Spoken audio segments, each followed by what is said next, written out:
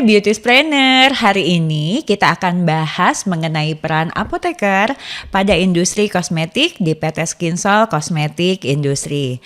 Bersama saya Rizky Ananda Musa dan juga di sini telah hadir R&D PT Skinsol Kosmetik Industri yaitu Bu Ivana. Halo. Hai. Halo Bu, apa kabar Bu? Baik, Mbak Ivana. Thank you loh sudah datang hari ini. Sama-sama Bu. Iya, Mbak Ivana kita ngobrol-ngobrol santai ya. Nah, Mbak Ivana bisa jelaskan nggak nih secara garis besar peranan apoteker sebagai pengawal kualitas serta keamanan kosmetik yang beredar di masyarakat, mulai dari bahan baku, proses produksi, hingga penggunaannya di masyarakat. Jadi sebenarnya peranan apoteker di industri kosmetik itu banyak ya Bu ya.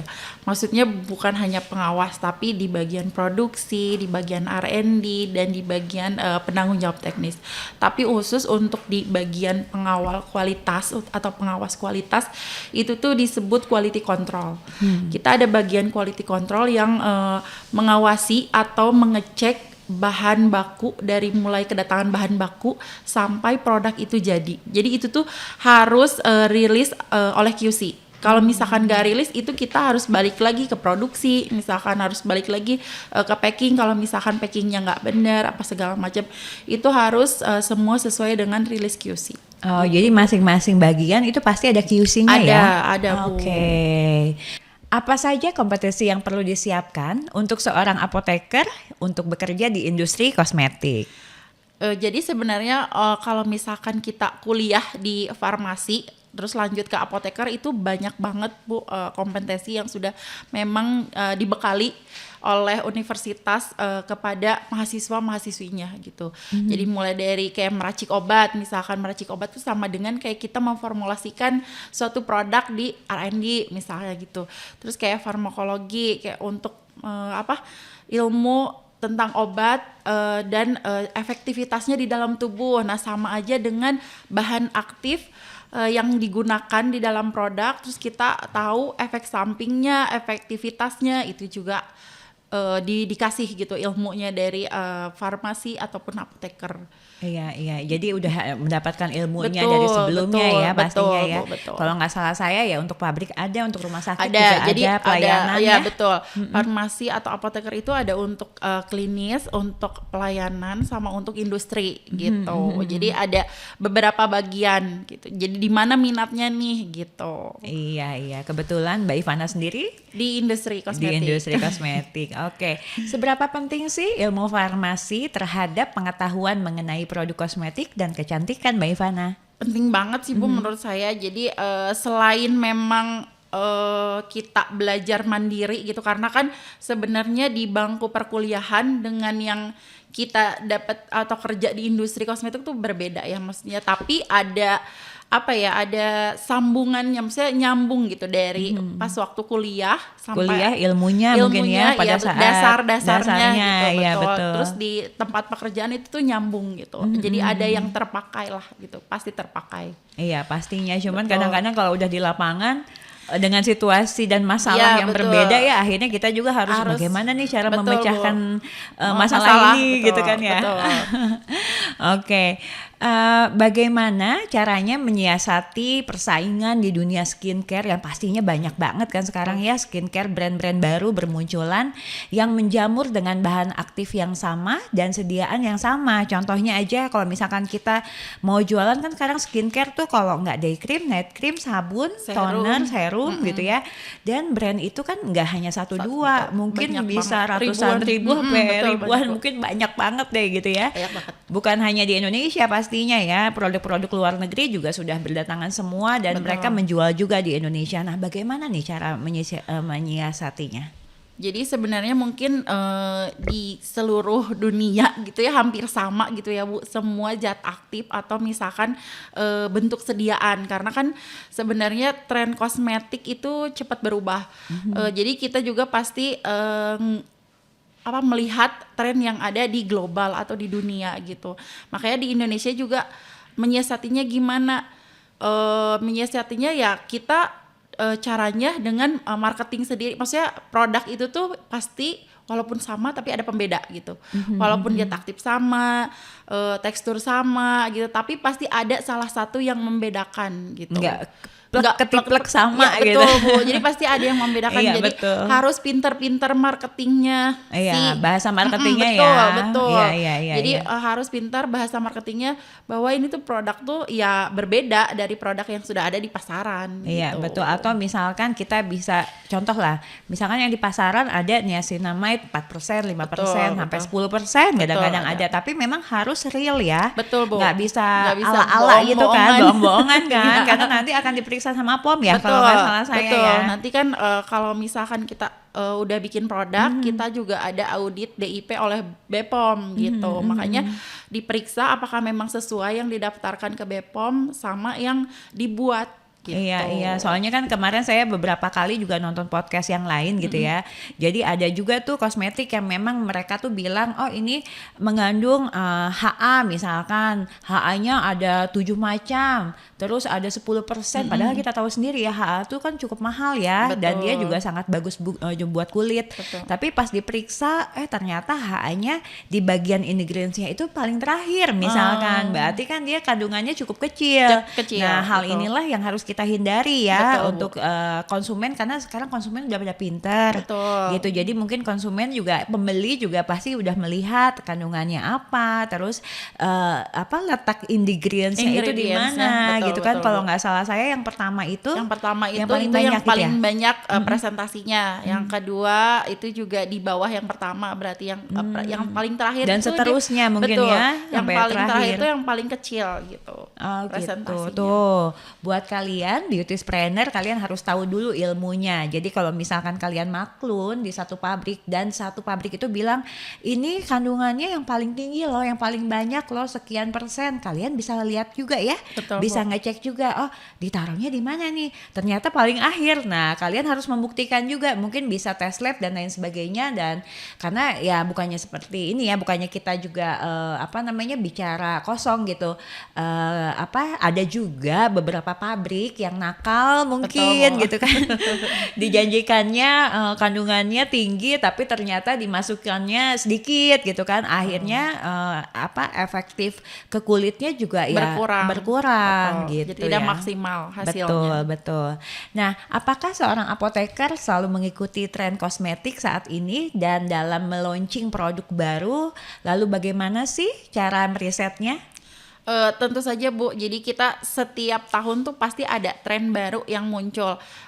Di beberapa negara juga kan ada Incos Bangkok kemarin, di Thailand, terus nanti juga di Indonesia ada ICI. Nah di situ tuh banyak banget tren-tren yang terbaru gitu, tren kosmetik, mau make up, skincare, body care, pokoknya dari kepala sampai kaki itu pasti ada tren terbarunya gitu. Jadi cara merisetnya itu kita tadi datang ke seminar, datang ke pameran, atau misalkan berdiskusi dengan distributor atau supplier supaya kita tahu. Terus kita juga bisa lihat di website global yaitu mintel.com. Di situ juga ada tren kosmetik atau beauty personal care untuk di tahun 2024. Gitu. Nah boleh tahu nggak nih di tahun 2024 ini tren kosmetik apa sih yang akan tren nih? Jadi kalau misalkan di 2024 itu trennya tuh derma kosmetik Bu. Jadi topikal yang terinspirasi dari perawatan di klinik. Oke. Tuh, jadi kayak misalkan contohnya kita laser. Untuk dark spot misalkan, kalau misalkan takut, kita kan punya bahan aktif untuk brightening yang efikasinya sama kayak hidrokinon. Kita punya Chroma Bright misalnya. Terus kayak untuk eye bag gitu, biasanya kan di operasi atau apa, nah misalkan yang takut itu ada juga zat aktifnya kayak aseril misalkan. Oh itu bisa juga ya? Bisa juga Bu. Cuma maksudnya kan kalau kosmetik kan bukan mengobati gitu ya. Jadi bukan merawat, cepat lah, bukan satu kali pakai langsung besoknya hilang kan. Betul. Gitu. Jadi perlu waktu gitu. Iya betul. Gitu. Cuman kalau kadang-kadang kan kalau misalkan gini, kalau laser, post laser itu kan kadang-kadang suka lecet-lecet lah, merah dan sebagainya. Tapi orang aduh aku takut deh kalau laser, terus harganya juga lumayan nih. Betul. Jadi mendingan pakai kosmetik yang Yang- bisa menanggung betul. apa namanya Mengurangi, mengurangi si flek itu ya. betul, Bu. Gitu. Oke, apa sih tantangan terbesar yang dimiliki seorang apoteker yang berkarir di dunia industri kosmetik? Tantangannya lumayan cukup banyak juga. Jadi salah satu tantangan kalau di R&D ya Bu, itu kita harus mengedukasi customer karena kan pemikiran di konsumen di luar sana tuh kalau cantik tuh harus putih, harus glowing secara instan, itu kan nggak bisa. Nah kita tuh harus terus mengedukasi customer bahwa kalau untuk memiliki kulit yang cantik itu tidak harus putih tapi sehat gitu. Jadi kita harus mengedukasi bahwa ini ada produk yang lebih aman daripada hidrokinon atau merkuri. Karena kan kalau misalkan hidrokinon atau merkuri itu kan tidak diperbolehkan oleh BPOM ya di Iya, kosmetik. pasti. Jadi memang itu kalau misalkan di klinik mungkin bisa, itu harus ada resep dokternya. Tapi kalau di kosmetik itu tidak bisa dipakai. Tapi banyak banget konsumen yang pengen hasilnya cepat Kayak kayak instan. betul, Ya, Bu. kalau Jadi bisa nggak sekali bisa. oles besoknya Betul. langsung putih Sekarang gitu. tuh pengen 7 hari langsung putih, Bu. Iya, padahal kulit sawo matang gitu ya, itu juga, juga bagus loh bagus. karena menjadi ciri khas orang Indonesia Betul. gitu. Jadi kalau cantik nggak harus putih, yang penting kulitnya sehat. Misalkan Betul. nggak berjerawat gitu, Iya. misalkan nggak terlalu berminyak, jadi kayak dikontrol gitu misalkan. Jadi memang kosmetik ya itu merawat gitu. Iya, merawat bukan merubah ya Betul, artinya ya. Iya, betul. betul banget. Nah, apakah pada industri kosmetik terdapat istilah produk paten karena banyak banget nih yang nge-dupe produk ya. Misalkan ada customer, saya mau bawa deh produk yang dari luar lah, contohnya ya dari Korea, dari mana pengen dibikinin seperti ini. Nah, gimana tuh? Jadi kalau untuk produk paten jarang sih ya Bu, kecuali untuk bahan baku atau misalkan di industri farmasi mungkin ada. Jadi kalau misalkan bahan baku ada tuh yang dipatenkan, misalkan kayak Maxoril dulu kan dipakai sama L'Oreal gitu ya. Jadi nggak bisa dipakai nggak bisa dengan dipakai lain. oleh Oke. industri kosmetik yang lain karena Iya, kan iya. dipatenkan. Terus mereka juga kan ada perjanjian khusus dengan suppliernya, harus MOQ-nya besar, terus harus berapa lama itu Iya, perjanjiannya. Nah itu kita nggak bisa pakai, tapi karena patennya sudah habis, misalkan masa patennya 5 tahun, nah kita bisa pakai tuh bahan aktif yang dipakai yang lain yang dipakai sekarang bisa sama kita gitu. Oke, contohnya yang ini kali ya, SK2 juga Pitera. Iya, ya terus kan? Maxoril dulu kan dipakai L'Oreal untuk UV filter, sekarang udah bisa dipakai oleh seluruh industri kosmetik gitu. Oh gitu. Betul. Terus kalau untuk dupe sebenarnya boleh-boleh aja gitu, bisa misalkan customer bawa benchmark dari luar negeri atau misalkan dari Korea, dari mana mau yang sama seperti itu bisa, tapi mungkin nggak sama persis ya Bu. Iya, Untuk iya. tekstur bisa, aplikasi bisa, tapi maksudnya untuk bahan aktif kita akan menyesuaikan dengan bahan yang ada di kita gitu. Iya, karena banyak banget ya customer Betul. itu bawa produk, saya pengennya dibikinin seperti ini gitu kan. Cuman kita mungkin nggak bisa 100% sama, tapi minimal mendekati mungkin betul, seperti itu. Karena kan buat apa sih kalian bikin produk sampai jauh-jauh ke Korea, sampai ke Jepang atau ke luar negeri lainnya, kalau misalkan di Indonesia sendiri pun kalian bisa bikin sebetulnya yang pasti di PT Skinsol Cosmetic Industry. Betul. Sekalian promosi. Oke, bagaimana sih kriteria syarat pembuatan untuk mendupe satu produk? Jadi customer tinggal bawa benchmark atau acuan produknya ke PT Skinsol. Nanti tim R&D akan bantu untuk membuat produknya mungkin aplikasi atau teksturnya mirip gitu. Oke. Semudah itu sih Bu. Iya, makanya kalau misalnya aduh aku udah cocok deh sama si produk brand A gitu Betul. kan, dan aku mau masarin nih, gimana sih caranya? Kalian tinggal datang ke PT Skinsol Cosmetic Industry dan membawa contoh produknya ya. betul. Nanti kalian bisa berdiskusi bersama tim marketing kita, juga tim R&D dari PT Skinsol Cosmetic Industry. Nah Mbak Ivana, bagaimana cara menjamin bahwa tidak ada perubahan bahan-bahan yang digunakan bila nomor Badan POM hanya dilakukan sekali di awal produksi? Jadi memang kalau misalkan nomor notifikasi itu dia ada expirednya juga ya Bu, 2 tahun atau 3 tahun gitu ya. Iya. Untuk Jadi harus perpanjangan betul. ya. Iya. Jadi untuk awal kita daftarkan itu formula dan presentasinya pasti sama dengan yang akan dibuat.